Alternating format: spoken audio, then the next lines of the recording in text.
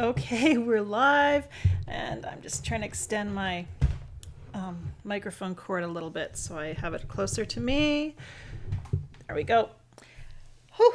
All right, we are going to, I'm just tweaking buttons. Okay, there we go. We're going to start, and welcome to my Fearless Artists, members of my Fearless Artist community at fearlessartist.net. I'm so this is one of my highlights of the month. I'm so happy to be here, happy to be with you. See familiar names popping up in the chat. People tuning in from all over the place. I know you're all exclaiming because I mentioned in the chat that we had snow this morning.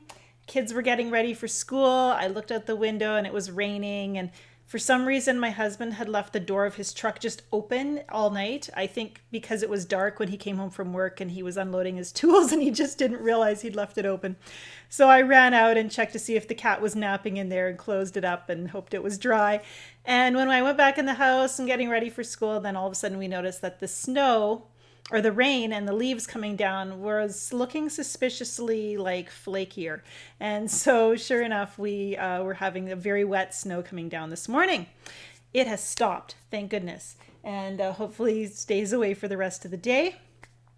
We are here in northern BC. It's not uncommon to be getting a little bit of snow in September. You know, if you have a cool night and a rainy day, that the cold air up above can turn it into snow. Fortunately, it doesn't usually stay until the end of October. So this is just that reminder that, have your fun while you can, because it's not going to last forever. And I was thinking about that. I actually posted on my Facebook page a picture of the beauty of fall. I absolutely love this season. It is so, so beautiful. And I've been trying to experience the world like I would take in a piece of artwork, looking at beautiful creation and thinking, just enjoying it, just enjoying how beautiful it is. Because often I feel motivated to just run home and try to paint it or take a picture. And when I'm driving or whatever, I can't do that. So just recognizing that this is art. This is art happening in front of me through my windshield, out my window, anywhere, everywhere I go, all the time. And so we get to just experience it like we would a piece of artwork and allow it to enrich our lives. So those are my thoughts on the beauty of fall. And I think fall, because it's so brief, at least over here, the leaves change.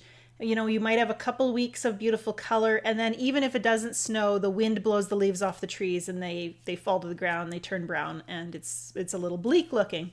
And it's that reminder to just pause and breathe and savor the moment, because the moments we have now don't last forever. And that's kind of profound.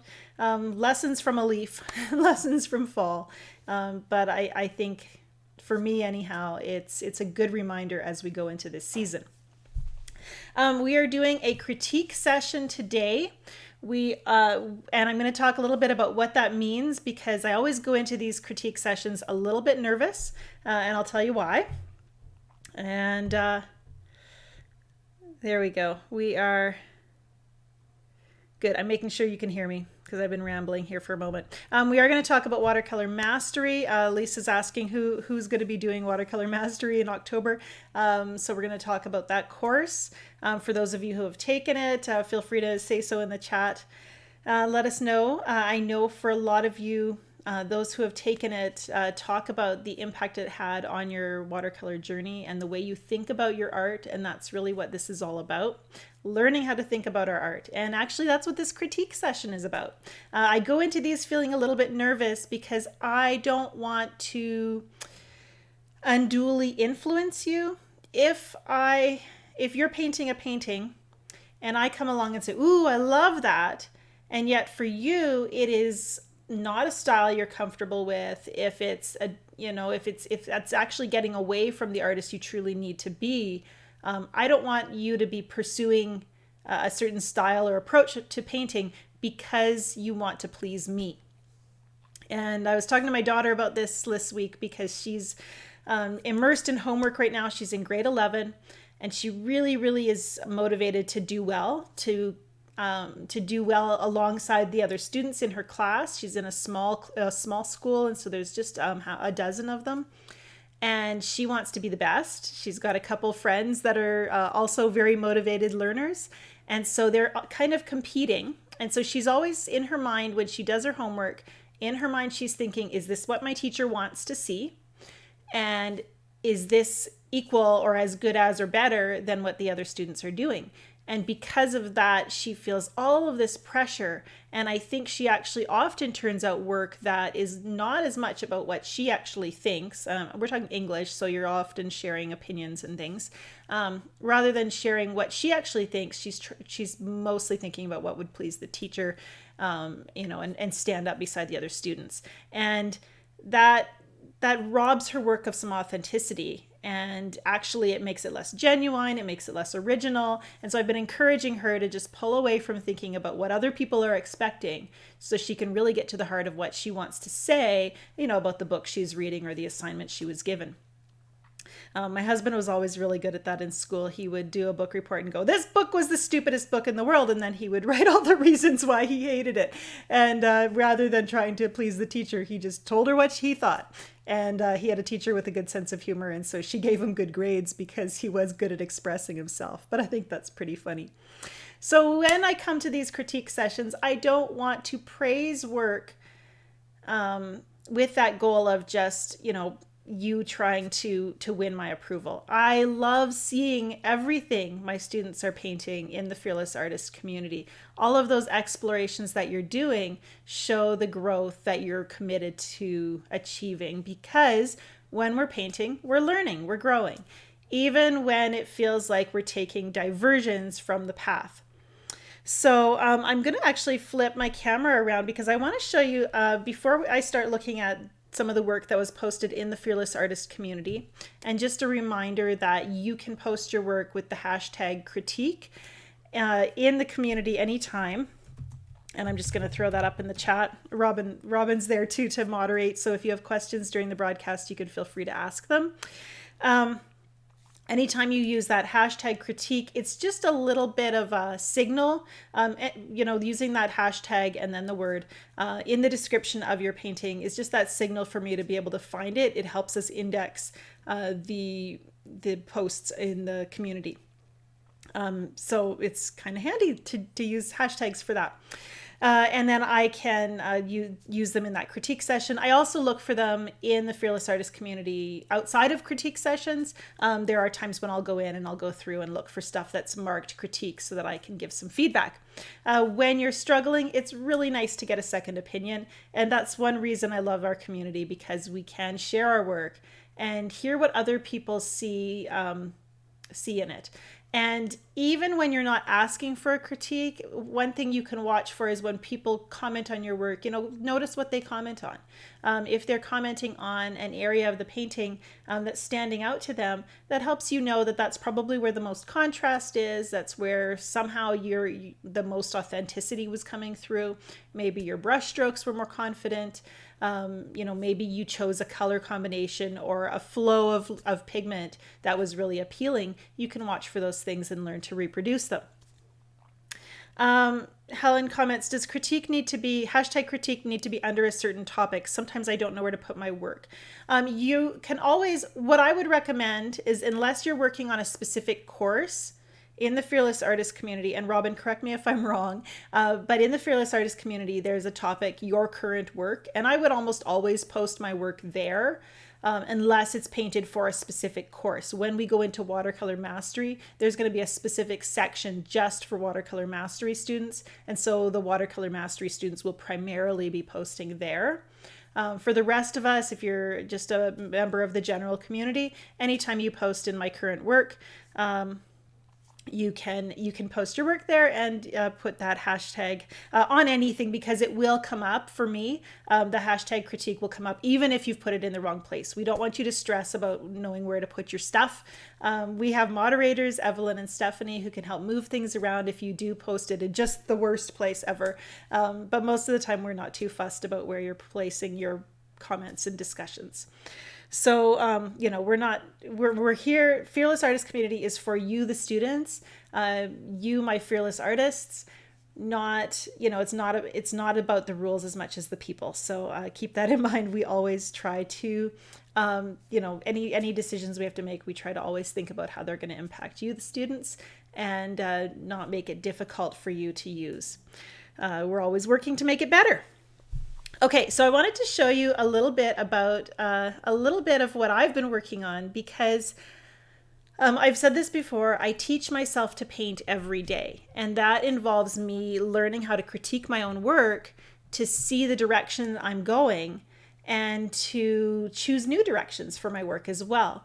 Something I've been realizing lately, and it was really kind of a little bit scary, was that my work is evolving again, and I was really quite happy where I was, at the stage and level I was in, painting the types of things I was painting. I was very content for the last couple of years, for sure. I could see my work changing, but changing slightly, small changes that didn't seem too scary. And then lately, I know this year I wanted to work on plein air painting, doing more painting from life. So I've made that my goal, especially because I'll be teaching a plein air art and travel workshop in Italy next year. If you're interested in knowing more about that, we can post. There's just a few spaces left in that workshop. It's for anyone who wants to see Italy and sketch and paint through the tour process. It's going to be super fun. And so I knew I wanted to build my plein air painting skills, so I was kind of plunging into that. I was working a little bit with teaching myself how to paint architecture. What's the Angela Fair way of painting buildings and city scenes? I don't know. I have to figure it out. So I've been working on that.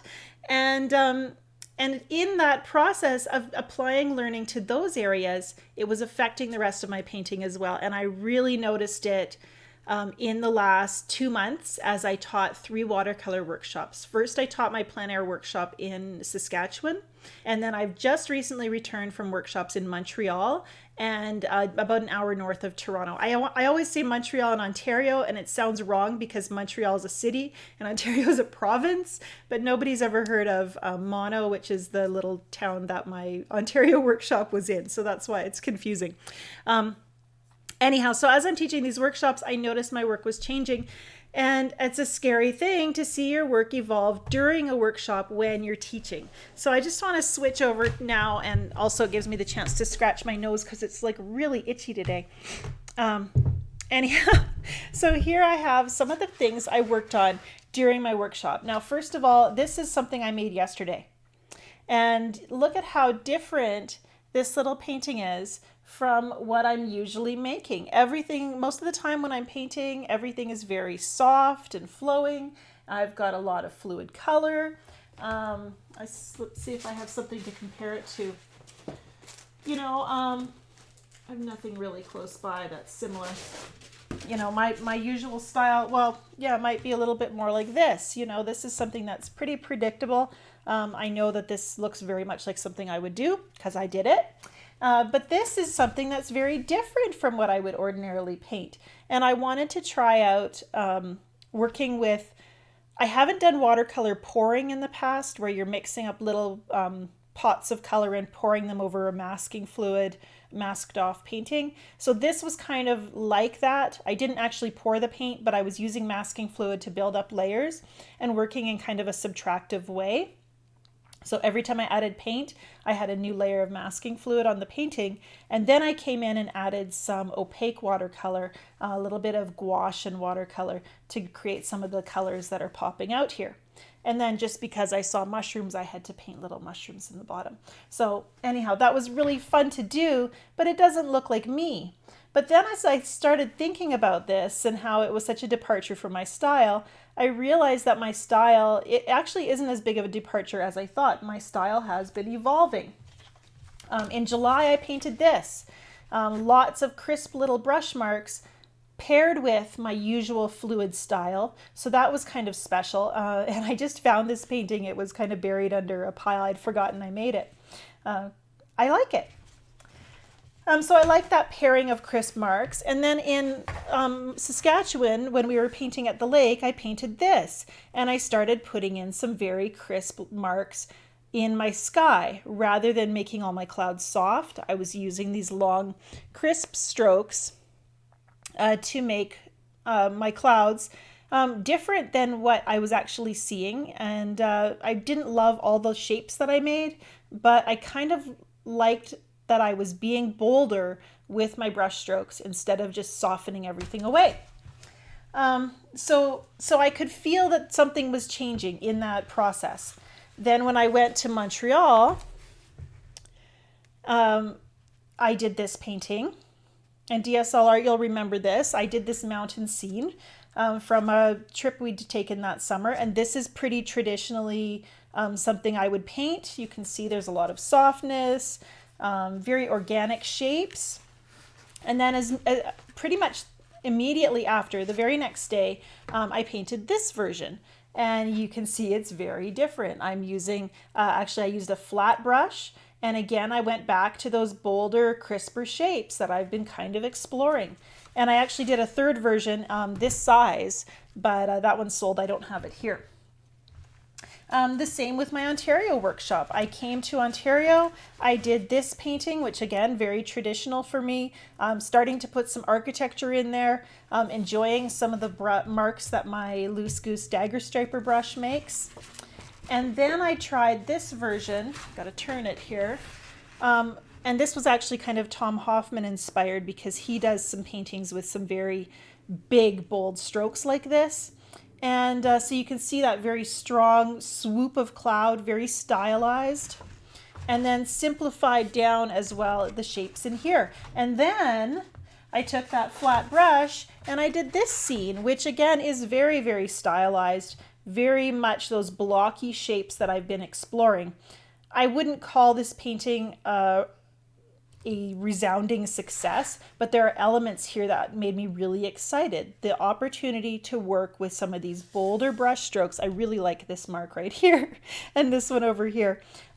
Just felt really exciting to me and terrifying because it was such a departure from my usual way. And so you can see how these crisper shapes are starting to become a theme in my work. And now I lost that little painting. And how they might influence something like this and make me bolder in painting with very defined mark making. And it's really quite scary to see this kind of change happen in your work.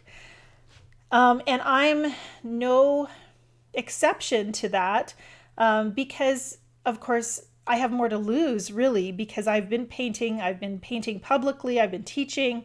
To do work that's a departure from my usual work does risk rejection, that people might say, oh, well, I liked her old stuff better. I wish she'd go back to that. And I have to pursue what is most satisfying and exciting to me. And so there is a feeling of vulnerability and risk when you see your style start to change, when you start pursuing interests that are different than what you might have been interested in or captivated by in the past. So I'm getting requests now to show work, and I'm not sure if I have it nearby here. I'm just rooting through very quickly to see if the pink shimmery one is here. Oh, it is. This one I feel like, well, it's hard to see it in this lighting. It's really quite gray and cloudy today, but I'd use the gold Schminke Aqua Bronze. It's beautiful. And I feel like this looks like a big rose. I think it would make a really good February for my calendar for next year. Anyhow, so that was a fun abstract to do. And I have to keep giving myself permission to change directions and to be interested in the weird and crazy things that I'm interested in. Helen's commented, giving myself permission to move in new directions. I'm just quoting a part of your quote in the chat. And that really is what it's all about. I need to feel like we're waiting for permission. We're waiting for permission to paint the way we want to paint. And at the end of the day, we're the ones who have to give ourselves that permission. I think we're waiting for someone else to say it's okay. And sometimes good feedback online can be really helpful that way because it does feel like permission when someone sees what you see in the work. So, I'm posting new paintings and somebody is praising them that maybe I really respect. They see what I see. And that is kind of, what's the word? Confirmation, or it's just that kind of support that sometimes that we feel like we need to go on, but you can go on even without that support. Yes, we need to be fearless, crazy artists. We need to let ourselves be who we are. And yeah, it's just something I've been thinking about a lot. We tend to think, well, I can't do that thing because, I've put myself in this box that says, oh, well, I'm a soft, loose, fluid painter. I can't use those bold graphic strokes like that other artist that I admire or that I've been kind of secretly craving to do. Yeah, somebody to validate our work. Thank you, Robin. I needed that word. We're on the same wavelength. So how do we validate our work? And that is a big part of what how we critique our own work, I think, too.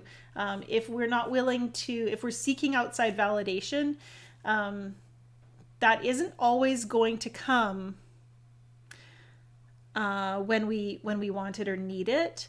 I think one thing that happens is if I post a big departure from my usual style on my Instagram, if it feels really foreign to people, it's probably not going to get as many likes as a painting that people are more accustomed to seeing from me, because I've trained their palette to expect, their visual palette, to expect a certain kind of style. The first time I paint something that's very different, probably going to be a little quieter in the responses that I get. And so that can be like, oh, I guess I shouldn't do that anymore. But that's not actually what we should take away from that. Something that's very new is going to take a little bit of time for people to get used to. The first time I cooked Brussels sprouts in my house, nobody was a fan. And I had to learn how to cook them better, for one thing. Roasted is the way to go. And the one time I tried to puree them and sneak them into food, that didn't work either. So I had to, I couldn't just say, oh, well, we'll never make Brussels sprouts again. I had to learn kind of, give the family time to get used to them, to develop an expectation of what they were going to taste like, and to get used to that. And I also had to learn how to cook them. So there you go. That's the same with our art. When it starts to change, allow people the time to get used to your new style as you allow yourself time to refine it. And DSL art, I'm sorry, I'm not remembering your first name. I found out that likes mean nothing. If you like it, it matters the most. Yeah, likes feel really good when you're posting on social media, you're looking for feedback. But if you're living or dying by them, you're going to have a lot less satisfaction in your work. And so that's just a caution. I think we're all pretty wise about recognizing that social media is kind of a false environment. Just because someone likes your painting doesn't mean they would shell out money for it. Just because someone doesn't like your work doesn't mean the work isn't valid either. But we still seem to lean on that somehow. So anyhow, Donna, thank you. We are going to, the other thing I wanted to mention, yes, here we go. The other thing I wanted to mention is if you haven't downloaded it already, I do have a little kind of ebook printout that you can use, how to critique your own work. It's really important that you learn how to think about your own work and how to analyze it. We don't want to be critical where, again, with my daughter, she handed in a paper to her teacher yesterday and she said, it's not fantastic, she said, but here you go. And the teacher's like, well, you can't just hand it to me and criticize it like that. Then I'm going to be looking at it thinking what's wrong with it. If you don't believe in your own work, can you really expect someone else to? And it's the same. It's even more so with art. If you are passionately in love with your own work, it's so much easier to draw others into loving it as well. And everyone loved my shoes, Donna. What are you talking about? No, anyhow, so we are going to, so Robin's shared the link to how to critique yourself. There's an article in the, that's a weird link, Robin. That's funny. It looks different than I expected it to look. Okay, so we're going to move over to looking at some of the student work that was posted in the student gallery. And I'm just going to bring it up here in no particular order. Oh, that's not what I wanted. Why is it doing that? There we go. Okay. I'm going to bring it up. We're going to talk about some of the work that was posted in the student, in the Fearless Artist community. One thing I want you to be aware of is I'm going to spend time. What I tend to do with critiques is critique always sounds like criticism, right? And rather than criticizing work, I don't have to do that. We're going to look for the strengths. We're going to look for areas. We might look for areas that could be stronger. But a lot of times we're just looking, sometimes when we post a critique, we're looking just for someone to validate it and say, it's wonderful, I love it. That's kind of that false modesty maybe, where we're like, we secretly think it's the best thing ever. So we just want other people to say that, but we say that we're looking for a critique. Don't do that. Just be willing to, I would love it to see, and I do see this in the community. Every time I see it in the community, it makes me so happy when you post your work and say, this painting means so much to me. It made me so happy to paint this. I love seeing that. When you see growth and breakthroughs and milestones achieved in your work, when you see exciting brush marks and beautiful things that you love, let us know. I think it's not false pride to have pride. It's not bad to say, I love this painting. We get to share, we get to share what we think is beautiful. I always go back to in the Bible where it says God made everything the first week of creation, and he said it's good. He's like, I love this, it's beautiful, I stand by my work, I'm proud of it. And we can do that too. We can say, I made this, it's beautiful. I just makes me so happy to look at this thing that I made. We have a very good example to follow. So okay, let me make sure my setup is right here. There we go. I did it right. This is the first of our paintings. This is from Amanda. And I really enjoy looking at this. Amanda used cling wrap to create her texture on the mountains, and then went in with some darks to build up some of those darker shadows and contours. But really, what a beautiful job in getting that feeling of sunlight falling on the peak of the mountain. I think this is Kilimanjaro, and then that beautiful softness around it. Amanda also mentioned, I'm trying to remember now, that she had painted this more than once, which is always a good way of getting to the heart of how you want to paint it and what you want to say, building up some strategies for making that scene work. Getting that feeling of transparent clouds in front of an object is really difficult. Finding that right balance of softness and depth. So really this is so well done in that way. We have that feeling of distance that's showing here, Amanda, and it's really quite beautiful. Yeah, be proud of this. Beth shared this one. Beth, you've posted this. Now I'm starting to think that maybe this is the same. Well, I'm not sure. You've posted this type of painting before with the diagonal and then the distant sky. Either that or I've already critiqued this and I just got, I pulled up one from like the distant past. But I like the, I can't remember what it is. I love that you're working to this theme.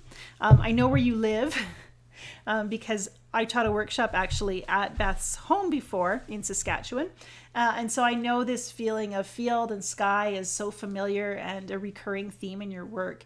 And when it comes to a focal point for a scene that's simple like this, it's really in just varying the values inside that main dominant shape and creating that visual pathway. So choosing the darks and creating those passages of colors within that main shape is the main way that we would create that focal point. And when it comes to a focal point, really what it is we want the eye to have a place to land. I don't talk about focal point as much as I used to, because what I think we have instead with most of our paintings is we have a visual pathway. When the viewer looks at the painting, most of the time their eye is going to fall on one area of the painting first, and then it wants to travel through the painting and look at everything. Focal point almost makes us feel like our eye stops in one place and it only looks there. But rather we want to think about how the viewer travels through the painting. Are they moving through all the parts of the painting easily? Is the eye bouncing back and forth to the different elements? For this painting, I actually think if the sky was just a little softer and lighter, it would compete a little bit less with the darker violets in the lower left corner. So that's something to think about, just to create a little less of that feeling of the eye darting back and forth between those two elements. Again, that's the visual pathway, and we've analyzed that the best. It's easier to analyze the visual pathway in your painting if you look at the painting after not having looked at it for a little while. So work on your painting, walk away, come back to it in a couple of hours, or if you can't do that, take a picture of it and look at it through your camera screen. That can also help you kind of analyze, where does my eye go first? Where does it travel to? Does it feel like I'm looking back and forth between two elements really quickly and not finding a place to rest? The place where your eye falls to rest and pause before continuing through the painting, that would be traditionally your focal point. So those are things to think about. Why is this not loading? Cecily shared this one. This is a familiar scene because we have, I have painted this scene myself. It's one of my waterfall tutorials. I've actually shared this more than once in tutorials. I've done it a couple of times. I think this one is in, somebody remind me. I think it's in Watercolor Workout, but it might be Heartland Landscapes.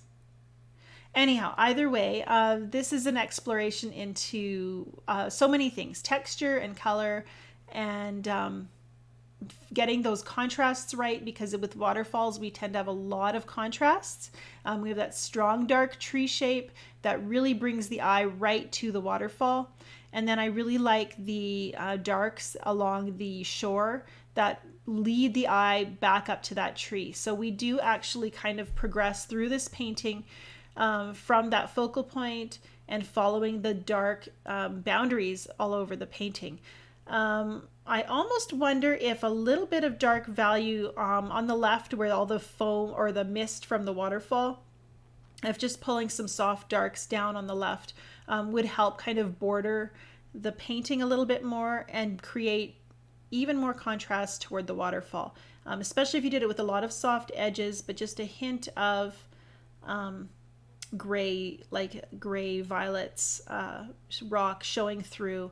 I think it would feel a little more impactful just to move through the painting, if that makes sense.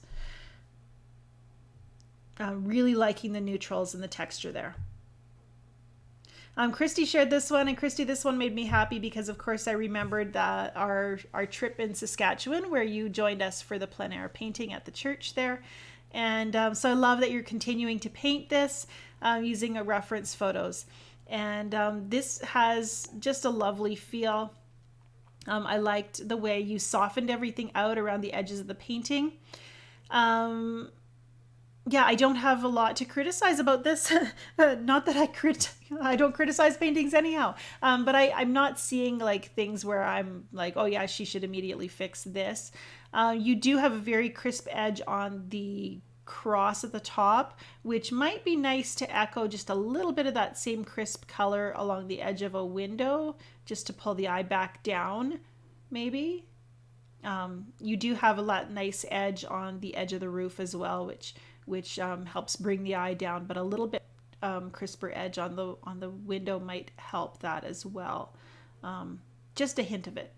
Loving the colors here. They're really, really quite beautiful, especially on the roof of that little dome there. I like the violet blues, and how unified your colors are throughout the painting. It's beautiful. Oh, I pressed the button, but that didn't work. Okay, Cindy shared this one. Oh, and for some reason it is sideways. I apologize. I was going to turn that, and I'm not sure if it will let me. No. Okay, we'll look at it sideways. Everybody turn your heads to the left. Cindy, I enjoyed looking at your studies here because you're doing some different things with skies and really exploring that flow of color, which I think is so beautiful. Be willing to give yourself permission to stop at pretty. I was telling my Instagram people, I think, this the other day. Stop at pretty. It doesn't have to be defined. It doesn't have to have details to be beautiful. And so enjoy just playing with those colors and seeing how they interplay with each other. With sunsets, we get a lot of neutrals, which can feel really scary as that sunset starts to get muddy. And it is something to be careful with because the muddier your color, the later in the day that sunset's going to feel, like the closer to the end of sunset.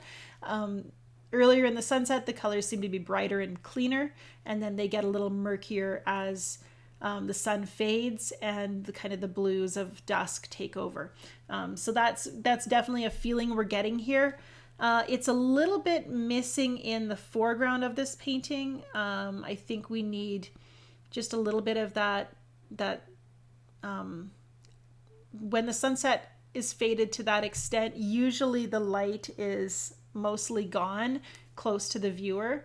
And so even just putting maybe a blue-violet glaze over the foreground would help to carry that feeling of time of day right through to the bottom of the painting.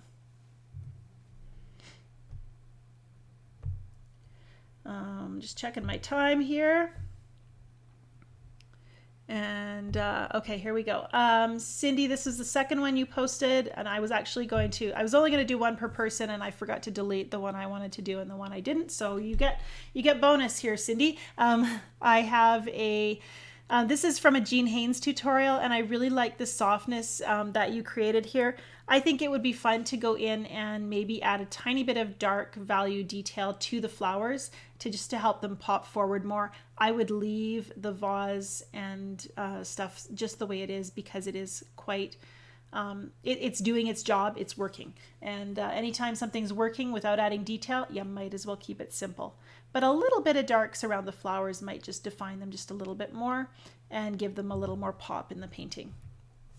Next one, Donna. We're going into a floral theme now for a little while. Donna shared this one. And anytime you're posting a critique, Donna and everyone else, if you can share a little bit about your intention or your process or maybe what you're wondering about, that always makes it easier for me to critique it. Because I often, it's very possible that I might say, oh, do less of this, and that's something actually that you really loved and want to do more of. That's allowed. Every artist should be painting to that little inner, oh, I love this and I want to do more of it. That is where your style lives. And so it's hard for me if you're not putting in a great description. So we have here kind of three areas of the painting. We have the flowers at the top. We have then the stems. And I think there's a little bit of like either spatter or blowing to create those stems. Sometimes you can use a straw to blow the paint. It's not something that I ever do because I don't love the shapes that are created. For some reason, they just don't make me happy. So I just don't even go there. And then there's the bottom, the grasses at the bottom with lots of softness and lots of tiny little edges actually down below there, which really pretty texture. So we actually almost have this feeling of this progression of shape from the top to the bottom. We have at the top we have these simple shapes, simple larger shapes. Then we have the stems, which are many smaller shapes, and then the grasses area, which is even more smaller shapes. It's also kind of one big shape, but because there's so much line work down there, it reads pretty active, if that makes sense. A lot of line tends to feel pretty active, and the eye tends to go there. So there's a lot of movement in this painting. And I think what I would want to do is maybe pull a little bit of that movement up into the flowers somehow. Either simplify the shapes between, have a bit fewer stems between flower and base, or or pull what's working down at the base of the painting up into the flowers a little bit, and that would just help create that unity. And I like the way the flowers do feel like they're dancing. There's some really beautiful stuff happening there, and I'm looking forward to seeing, Donna, how all those fun little edges and lines that you're creating are going to play out in future paintings. Exploring those things that you love and think are beautiful, we get to repeat those over and over again, and it all goes into that toolbox to make our paintings stronger. Janet shared 2 paintings, and I think they should come one after another. So this is number 1. This is Janet's. It's one painting, but it's in 2 stages. So this is Janet's first one, her floral arrangement, and then she wasn't sure she hadn't overworked it when she posted the next version. So this is number 2. So we have number 2. And we have number 1. And really what I'm seeing as the main change here is that we have a bit of darker values here, and then more detail framing the yellow flower, especially a little bit darker in the foliage area, as you can see here. So I actually think this works quite well, Janet. I don't think it's overworked. It really helps with those darks to bring the eye up to the flowers. There is a little bit of an uncertain feeling because I think you were doubting yourself a little bit as you built those darks up, and so it doesn't have that confidence that it would have if you'd done this a million times, which is okay. That's allowed. But I don't think it's overworked. I think you can feel happy with this. I really love the transparency of the vase, and it plays really nicely against the darker foliage in the flowers. So I love the watermarks in the background too. That's some really, really pretty stuff that's kind of framing the flowers and making them beautiful. So well done. Joe McDonald posted this one, and that's the second of 2. I had to share both because we have this one, and I think this one was posted first, actually. So I wanted to show them both because they feel like there's a theme here, and that made me really happy, seeing you exploring these themes in your paintings and repeating shapes. And look at how beautiful this one came out. Like, it's simple, but it's just so effective. We've got a lot of complementary color happening here. A lot of unity because of the line work, just kind of flowing right from the top to the bottom of the painting. Then the lines, though, as you get towards the horizon, they get narrower and closer together, and that helps give us that feeling of distance. So it's simple, but it's really effective. Well done, Joe. Now Judy posted this one. Again, I didn't flip, and so we're getting stiff necks, and I apologize for that. We're going to, let me see, maybe it will let me, no, it won't let me turn it. Okay, so I liked seeing the process here, and just being able to compare them against each other. It's funny though, because whenever we have a series of paintings, it often turns out that there's parts of each one that we like, but never kind of one that works 100% from as a whole, like it's not like, the first one's 20% right and the second one's 50% right, and then finally we get to one that's 100% exactly what we had planned. Painting doesn't work that way. So we pull from each one, and we hope that as we continue to paint, we are able to see, a higher percentage of things working. But overall, we're looking for, how does this painting make me feel, not do all the elements work? And I really love the wider format one here, Judy. I just think that was really has this beautiful effectiveness. Just showing a little bit more of the lower part of the scene, I think works as well. As the one that would, if it was turned straight, be on the top left, it feels a little bit cropped, like we're missing parts of the scene. And so I love that I get to see more of the landscape in that wider format one. It's really beautiful. And I like the colors too. Great mood. Okay, Nancy posted this one and she's got them numbered, which I think is great. We have our reference photo. Then we have a little sketch marked as number 2. Number 3 is a value study, and then she explored some colors. So Nancy was really doing her homework here, which I think is great. Anytime we do that, we can paint more confidently. And then the 2 finished versions here are 6 and 8. And it's interesting because, she's trying to get a little looser each time. And I think you've got even more that you get to play with here, Nancy. There's a little bit of kind of Monet style impressionist feeling to this, those little tiny brush strokes. And I would love to see a version where there was like more softness away from those 2 trees.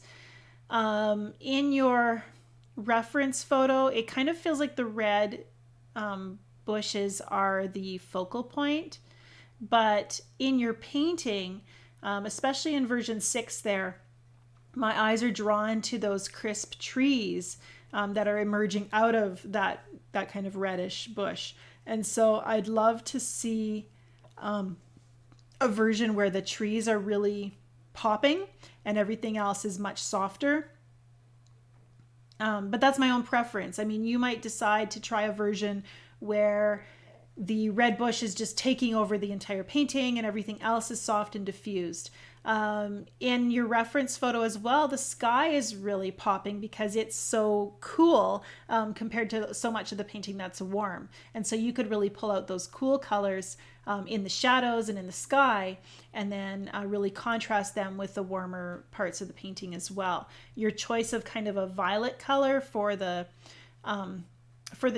bushes is also fairly cool. And so overall we have a little bit of a softer feel than if you were using like a bright orange or something that was really contrasting against the cooler colors of shadow and sky.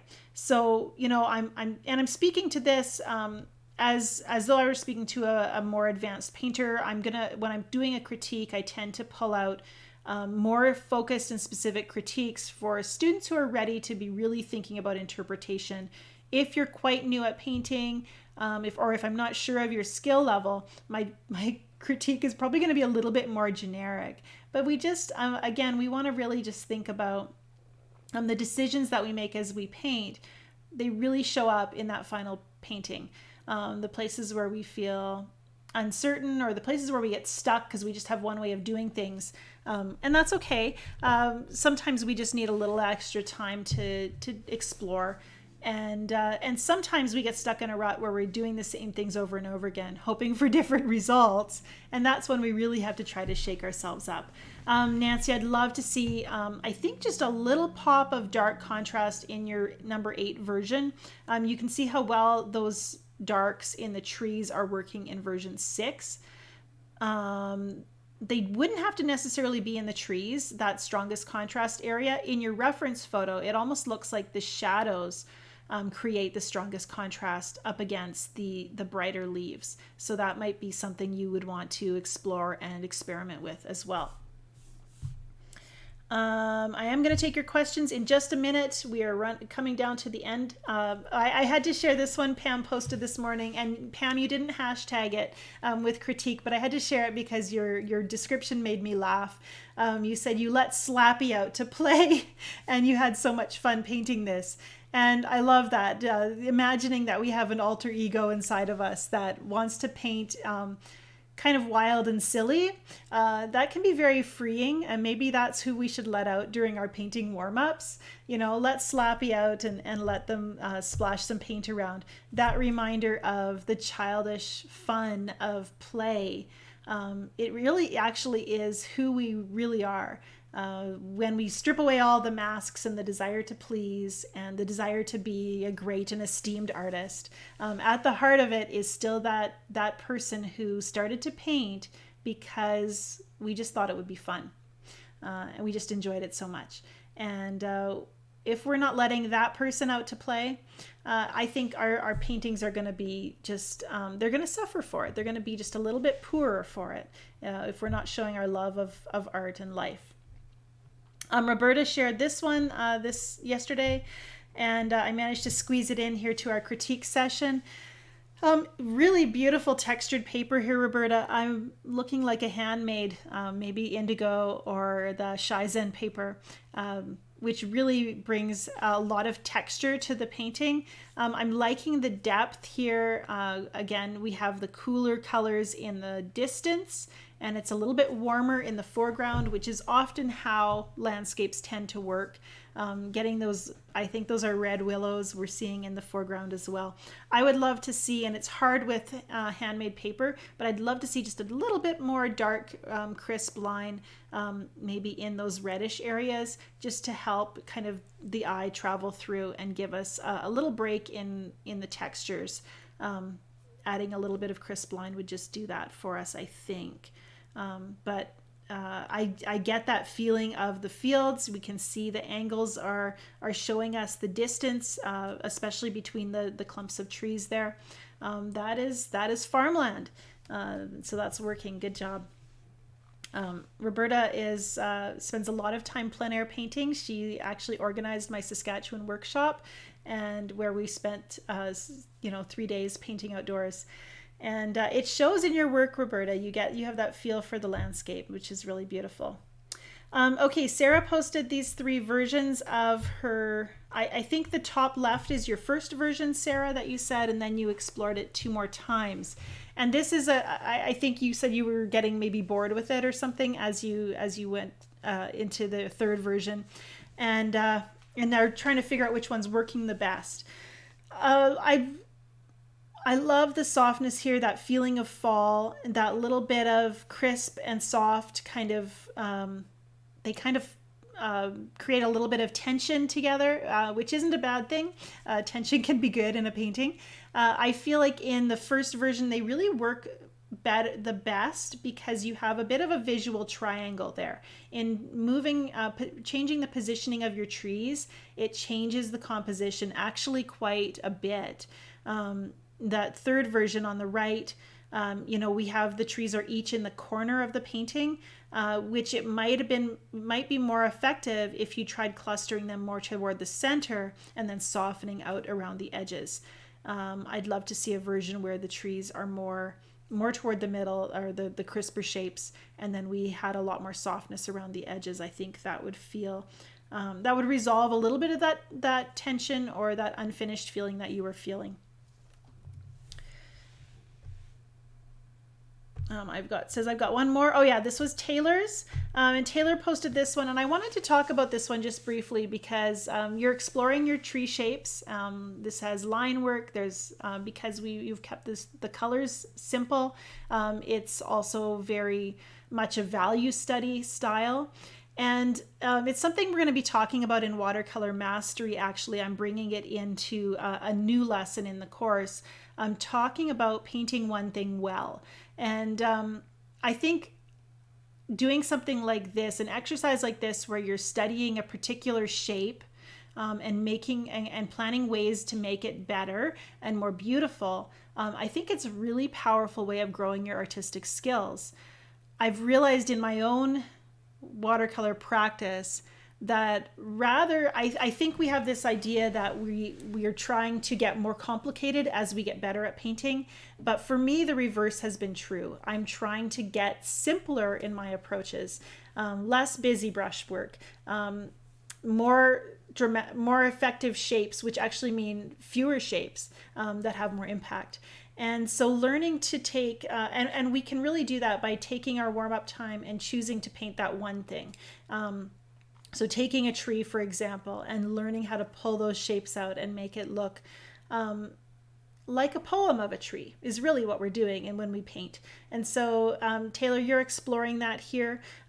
Your larger tree has a very strong trunk that we can see, and then the very energetic kind of feeling of the twigs, the branches coming out from it. And then the smaller tree, we don't see the trunk as much, which I think is actually a little bit more pleasing. And the shapes are a little bit more kind of less less rhythmic or less predictable in that one as well. And so I'm looking forward to seeing what else you're going to do as you play with this. I would encourage you to try a version where you're playing with 2 colors maybe, or 3 colors within the shape, dropping those colors in, pulling those branch shapes out. Have a little fun playing with it, and just see what you get in that process. Painting one thing well, that's where I've been focusing my time, I think, working, and sometimes it's painting, with one type of brush, and that's the one thing, and painting that well. So we're just always exploring ways to be more effective in our handling of our subject, and it actually isn't about getting more complicated, it's more about getting more confident with those simpler shapes. So yeah. Oh, Slappy is her brush. Well, there we go. So letting Slappy out to play. I think Slappy could be the name of my alter ego, though. I really do, because that's sometimes what happens when I come in and I want to paint less like, Angela Fair, professional artist, and just more like Angela Fair, the playful girl who started to paint, 25 years ago. Christy has a question. Will you have time to do live critiques while you were teaching mastery? We will still be doing, what we try to do is do about two to three live lessons a month here in the Fearless Artist community. I will still be making time for live lessons during Watercolor Mastery. Watercolor Mastery shouldn't affect dramatically what we're doing as the general membership of the Fearless Artist community. It is, however, I don't want to overwhelm students who are in Watercolor Mastery with feeling like they also have to keep up with a ton of content happening in the Fearless Artist community. You're actually probably going to see a lot of activity during Watercolor Mastery, even if you're not a part of Watercolor Mastery, because we'll have students who are actively painting and growing during those 6 weeks. Taking and setting aside a 6-week time period to, grow your painting skills, be experimental and explore is really powerful for your creative journey. And sometimes I think I get too much credit for Watercolor Mastery because so much of the growth for the students comes out of just their willingness to set that time aside and focus. And I just get to kind of help facilitate that. Donna asks, do you ever do a lot of glazing? And when we paint with watercolor, is it not all glazing because it is also transparent? Yeah, glazing is kind of a funny term. And this is where I think kind of we got to get away from labels a little bit. Because it's really easy to say, well, this was painted wet and wet. Well, is anything ever completely painted wet and wet? Usually wet and wet is just one technique in the toolkit and we choose it. And glazing is the same way. It's a technique in the toolkit. And it's basically, we use glazing. Glazing is just a term for painting thin veils of color on your watercolor painting. Usually it's referring to painting a thin layer of color over another color that was painted previously and allowed to dry. And so I did a lot more glazing when I was a few years ago, because I was painting in more layers. And as I've grown as an artist, I've gotten to the point where I paint in 1 to 3 layers, and most often I'll paint most of my painting in 1 layer. So I'm doing less glazing than I used to. It's a great way to add depth to your painting if you want to build up those beautiful, rich, complex darks. And it's also a great way to send an area of your painting back. If you have, for example, you're painting a floral and the foliage that's supposed to be in the background feels like it's too flat, it's too close, too much the same distance as the flowers themselves, you can put a glaze of a complementary color over top to kind of neutralize and send it back or cool it off. So we do glaze all the time. It's just tweaking those layers and getting our colors and values right. Generally happens during that glazing period.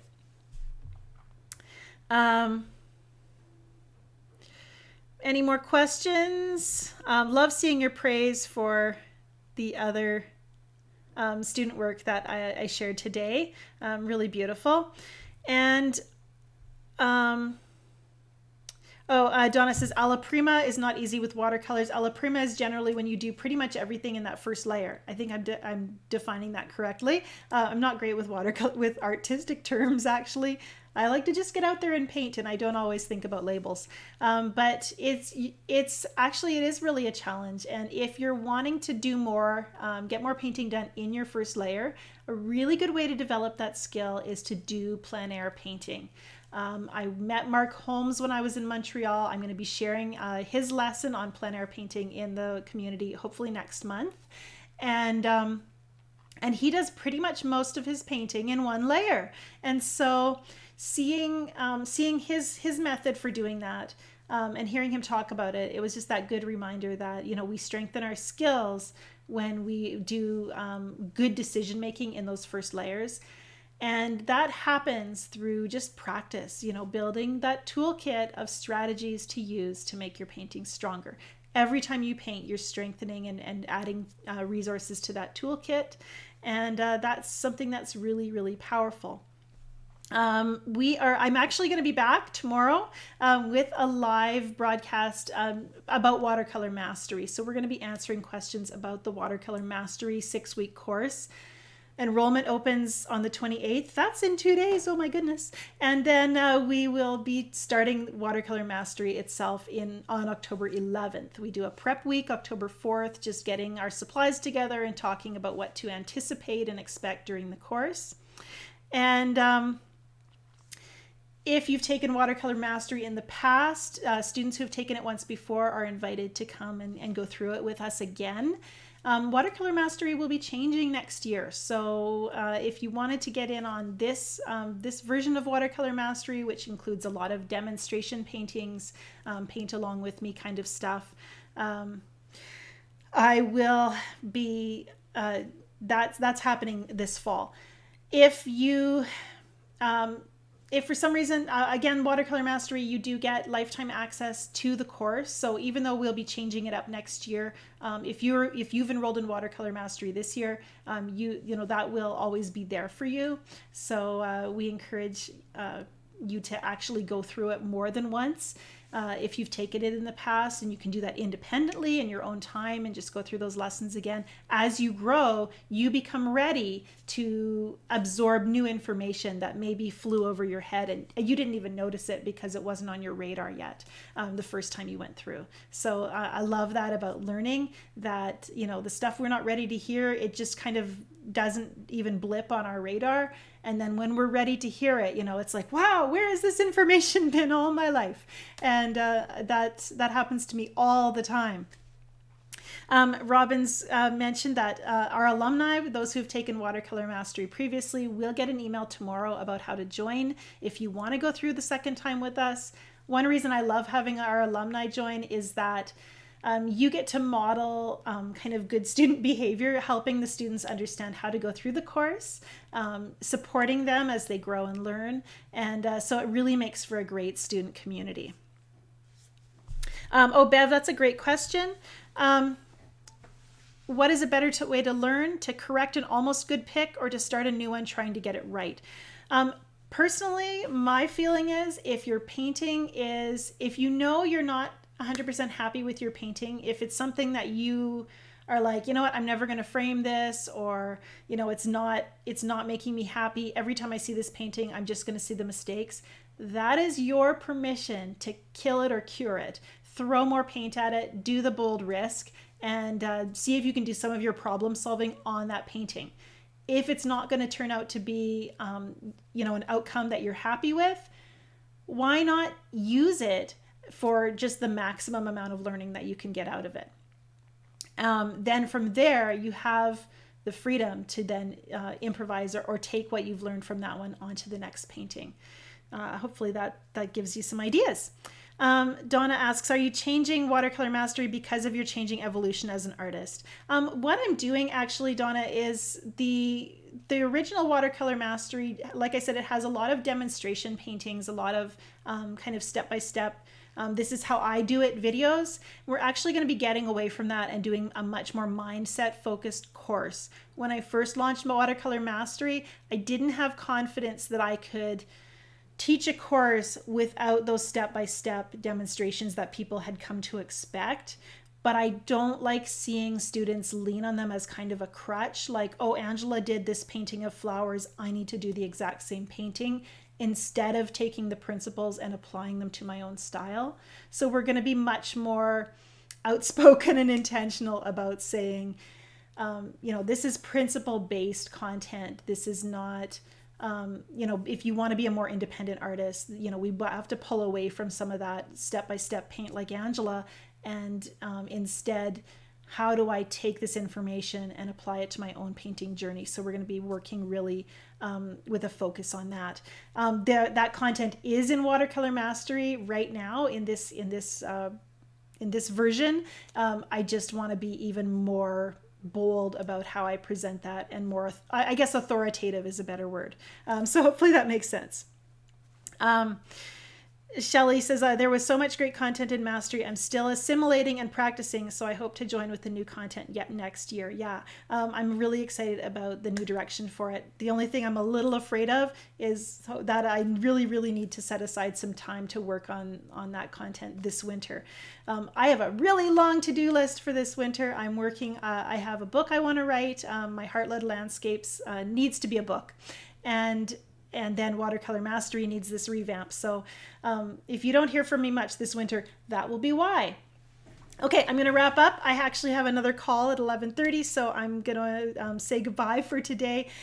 Thanks for sharing your work in the Fearless Artists community and being a part of this. I really think we are the most positive and supportive place to learn to paint together on the internet. And we are that way because of you. When you choose to contribute in that way, with that beautiful trust in the process that, I keep painting and I get to become my own favorite artist when I commit to the authenticity and joy in my work. And when you do that, beautiful things happen, and it's so exciting and beautiful to see. So thank you for joining me. Thank you for being vulnerable and sharing your work. Really amazing to see that kind of honesty and that willingness to kind of expose yourself to the world on the internet. It's not easy. And so I want to thank you for that too. I'm going to let you go paint. Maybe you'll get a few minutes today. I sure hope to. And you know what? That's one thing. If it's going to snow, I'm going to paint. So you guys go and have a great day. Bye for now.